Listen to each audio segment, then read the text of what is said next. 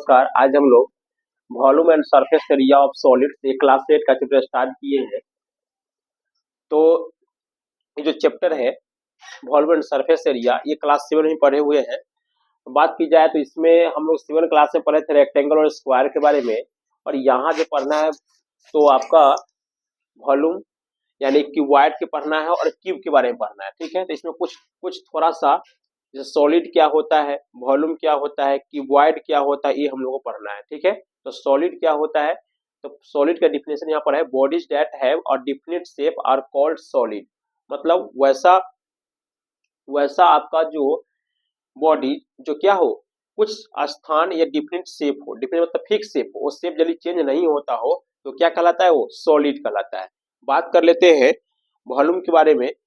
The space occupied by a solid body is called its volume. मतलब जो आपका solid body जो है वो कितने स्पेस को घेरता है। स्पेस मतलब ये नहीं कि आपका जो केवल फर्श हुआ, फर्श से ऊपर उठ भी गया मतलब ऊपर स्पेस में आ गया, वो भी होगा। जैसे मान लीजिए कि ये पेन है ये मार्कर जो है, इसको ये कितना आप स्पेस यहाँ हम रखे, कितना ये जगह घेर लिया। ठीक है, ये कितना ये पूरा स्पेस को घेर लिया, यही क्या कहलाएगा, इसका वॉल्यूम कहलाएगा।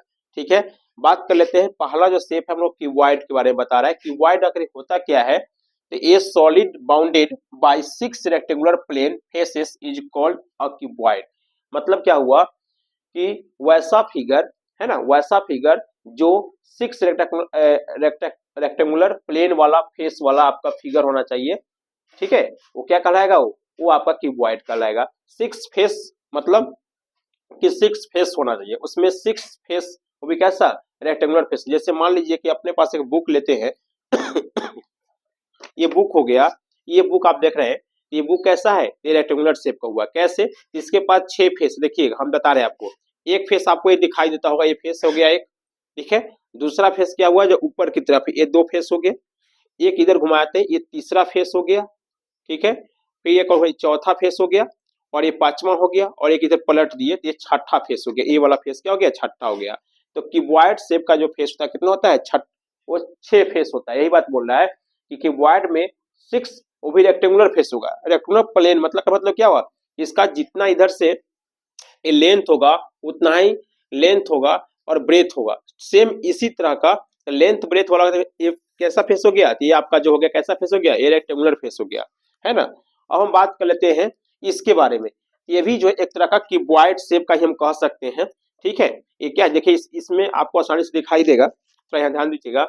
जैसे यहाँ पर कितना फेस है, एक फेस, इधर से एक फेस हो गया, फिर इधर से 2 फेस, 3 फेस, और इधर से 4 फेस, चारों फेस हो गया।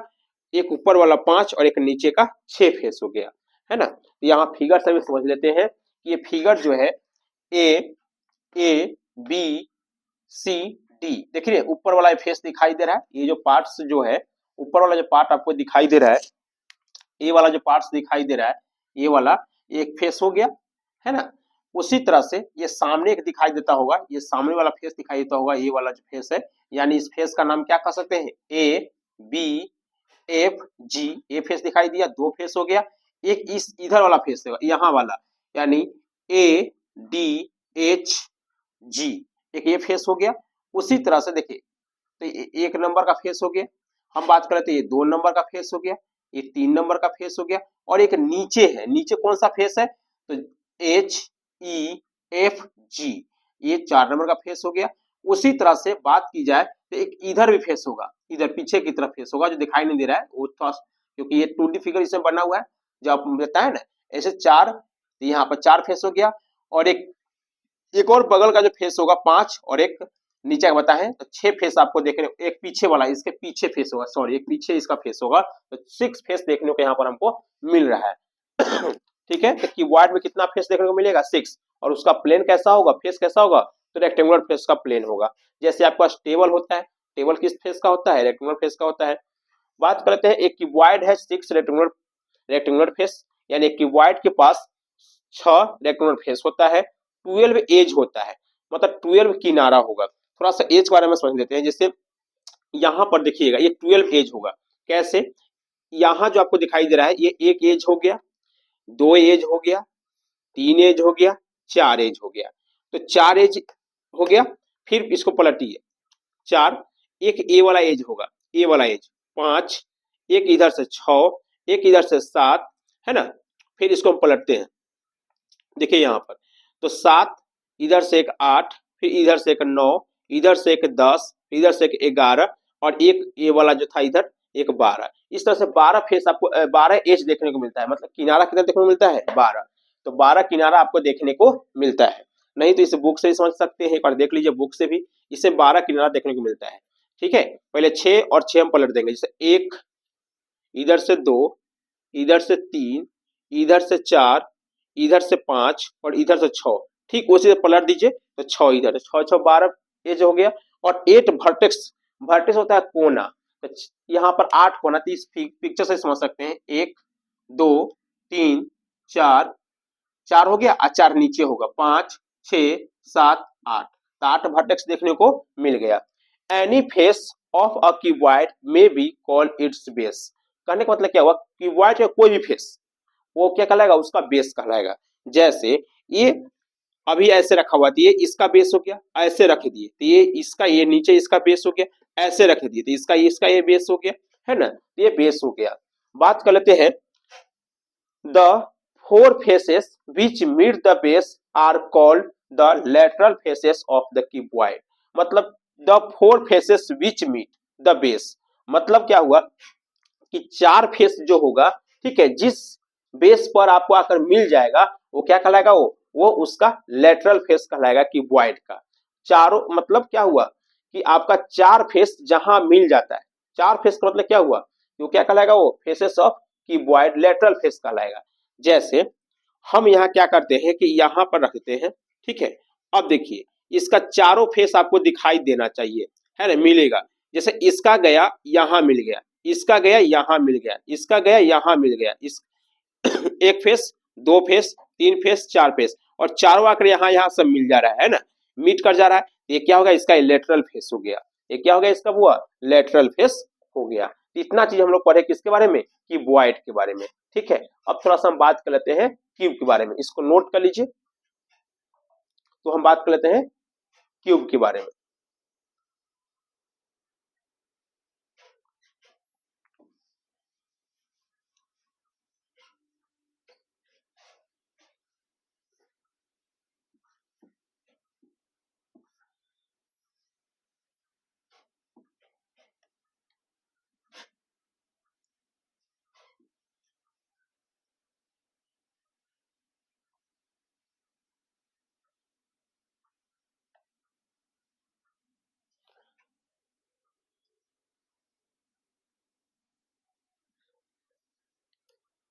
तो बात कर लेते हैं क्यूब के बारे में। तो जैसा क्यूबॉइड होता है उसी तरह से क्यूब होता है, लेकिन इसमें बोल रहा है एक cuboid whose length breadth and height are all equal is called a cube. मतलब क्यूबॉइड ही है लेकिन उसका लेंथ ब्रेथ और हाइट तीनों अगर इक्वल हो जाए तो क्या बन जाता है, वो क्यूब बन जाता है। ठीक है, जैसे यहाँ पर देख रहे हो इस फिगर, ये क्या है, क्यूब है।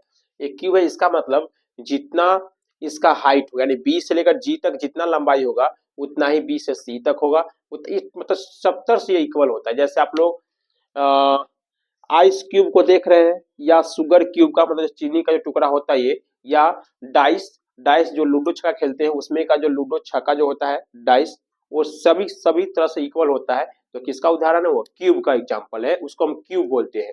लेकिन बात कर लेते हैं क्यूबॉइड के एग्जांपल के बारे में। तो क्यूबॉइड के एग्जांपल में आप ब्रिक, ईंट ले सकते हैं, है ना। उसी तरह से हम बुक बताएं, बुक लिख सकते हैं। आपके पास जो मोबाइल का जो जिसमें रखने वाला बॉक्स होता है, मोबाइल बॉक्स, वो भी क्या है, क्यूबॉइड शेप का है। ठीक है, लेकिन जो डिस्क है, क्योंकि उसमें सबका अलग अलग लेंथ होता है, लेकिन जो डिस्क है या शुगर क्यूब है या आइस क्यूब है, ये सब क्या होता है, ये क्यूब होता है। ठीक है, ये क्यूब शेप का होता है। बात कर लेते हैं, each edge of a cube is called its side.